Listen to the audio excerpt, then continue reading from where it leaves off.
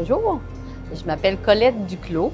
Je suis confiturière pour le marché Napoléon à Sept-Îles. Et puis, je fais la transformation des petits fruits de la Côte-Nord, là, des produits du terroir, la chicoutée, la graine rouge, l'érel, érel vindida qui est le vrai nom. Mais ici, on appelle ça des graines rouges ou des berries, ça dépend quelle région. Graines de perdrix aussi. Et puis, je fais des confitures avec ce petit fruit-là, du coulis de chicoutée, pas de chicoutée, excusez, d'érel, de la gelée d'érel, puis un confit érel et oignon rouge aussi, qui est délicieux avec des fromages, des terrines, des petits pâtés, des saucisses aussi, c'est très bon.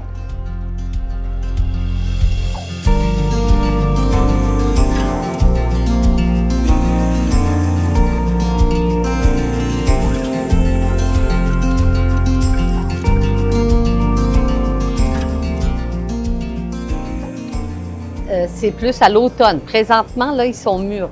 Les érelles, là, ils sont prêtes. Les petites graines rouges, là, puis ils sont même meilleurs après les premières gelées, là, parce qu'ils sont plus sucrés. Les Amérindiens, souvent, les cueillent après les premières gelées, eux autres. C'est la même famille que les canneberges, les atocas. C'est gros, c'est une canneberge sauvage dans le fond, là. C'est gros comme un bleuet sauvage. Ça pousse à travers les terrains rocheux, vraiment au ras-le-sol. C'est pas haut, c'est vraiment à travers la mousse des roches que ça pousse. C'est pas dans les plaines, ce petit fruit-là. On en retrouve des fois en bord de mer, plein à travers les roches.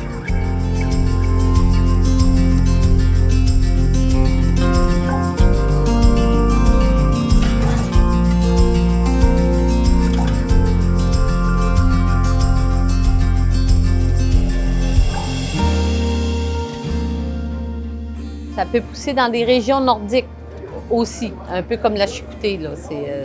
Ça pousse dans c'est plus des régions fraîches, il y en a. Ils deviennent rouge vin quand ils sont mûrs, les érelles, là. Ils commencent il y a la fleur qui fleurit, c'est au mois de mai-juin, là. Puis elle est blanche ou rose pâle, la fleur de l'érelle. C'est ça, ça mûrit, puis c'est plus prêt à l'automne. Quand ils sont rouge vin, ils sont prêts.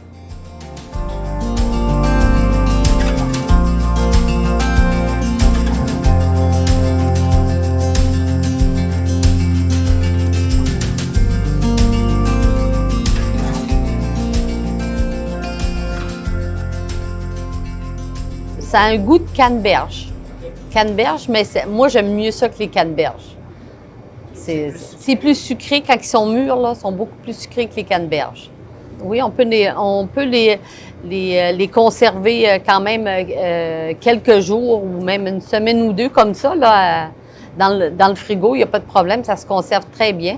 Puis on les met à congeler aussi, puis c'est parfait pour faire des muffins, plein de recettes avec ça. Moi, je cuisine beaucoup avec ça.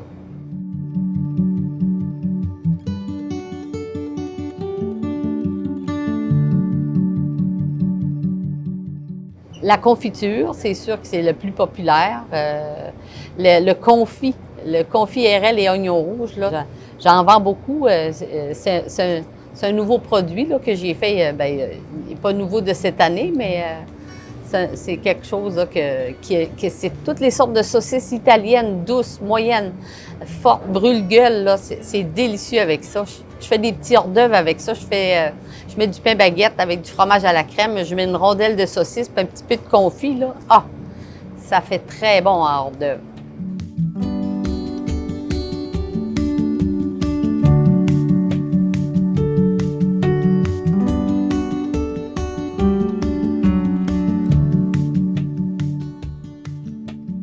Je ne trouverais pas ça à l'épicerie, ça serait plus dans un marché local ou marché public. Les gens vont pouvoir en trouver. Ça il y en a d'habitude. Là. Il y en a qui en ont à vendre. Ce n'est pas un produit qui est commercialisé à grande échelle. C'est vraiment des produits locaux.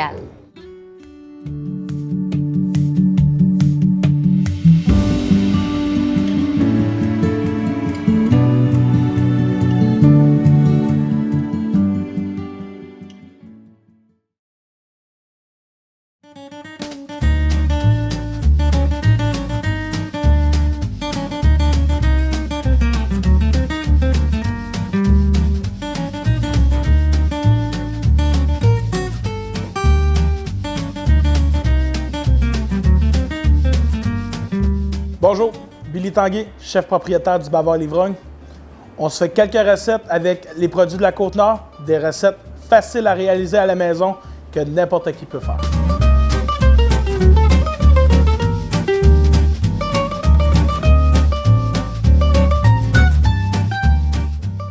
On va faire le mud cake, qui est un gâteau cuit dans une tasse. On va faire un incontournable des desserts du restaurant Le Bavard et l'Ivrogne. On a besoin de quelques ingrédients de base, puis vous allez voir, la recette est très simple à réaliser. Pour les étapes, vous allez voir, c'est super simple. Ça consiste vraiment à mettre tous les ingrédients dans le bol, à part la confiture, parce que la confiture, on va la garder à la fin pour mettre sur le dessus du mud cake. Fait que tous les ingrédients vont aller dans le bol, on va tout mélanger, puis après ça, on va assembler. Fait qu'on commence. Je vais mettre mes œufs.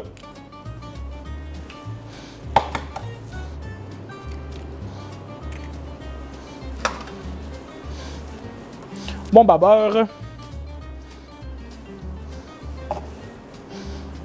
Mon beurre fondu. Le sucre. L'huile.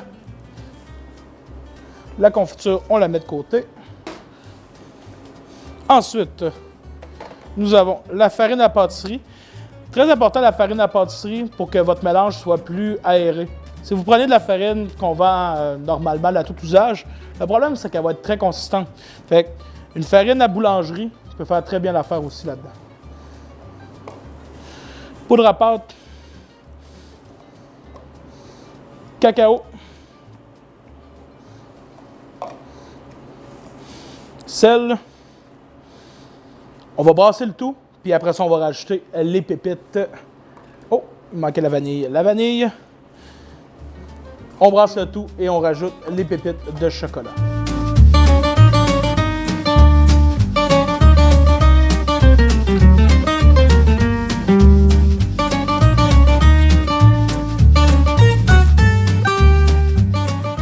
On est rendu à l'étape de réalisation.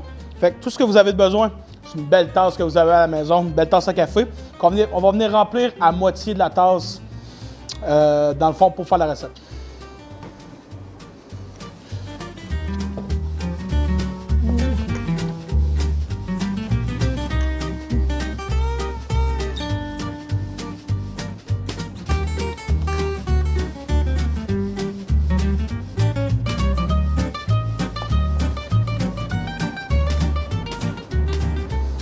Et voilà, un petit peu pour la chance.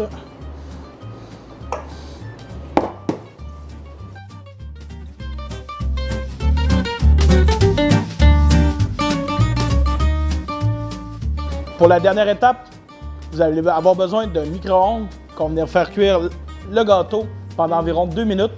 Après ça, on va le laisser reposer un autre 2 minutes pour que le gâteau continue de cuire. Puis après ça, on va être rendu à l'étage du peaufinage.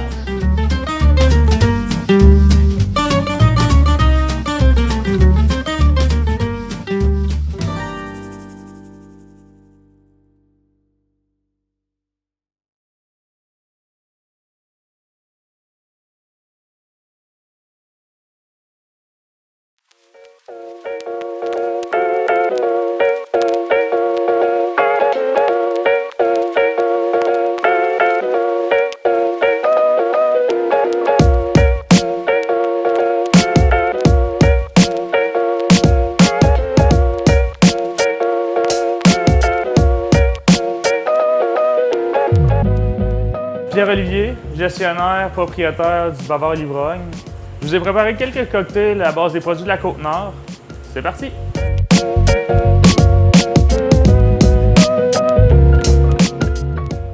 Bonjour à tous, aujourd'hui je fais une petite slush à base d'érel et de jus de lime auquel on va rajouter de la vodka. La vodka peut être celle qui vous convient, on a des bonnes vodkas québécoises. Moi aujourd'hui j'utilise l'Absolute car elle est un petit peu moins goûteuse, on a vraiment juste pour mettre un alcool dans le cocktail. Donc ça commence comme suit. Donc, première étape, on va mettre un petit peu de purée d'érel qui a été fait ici sur la Côte-Nord, environ une cuillerée. On va y rajouter un petit peu de jus de lime. Venir brasser le tout. Comme au restaurant, on a une machine à slush, on va l'utiliser. On va utiliser la base neutre de slush. Et nous allons mettre l'équivalent d'un once et demi de vodka à l'intérieur.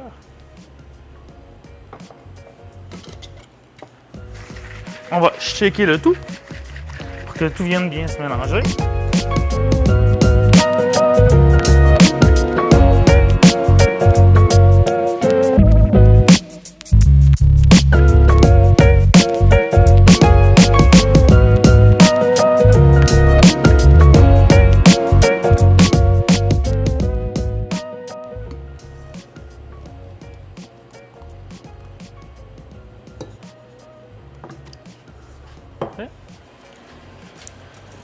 Et on va y rajouter une petite paille réutilisable.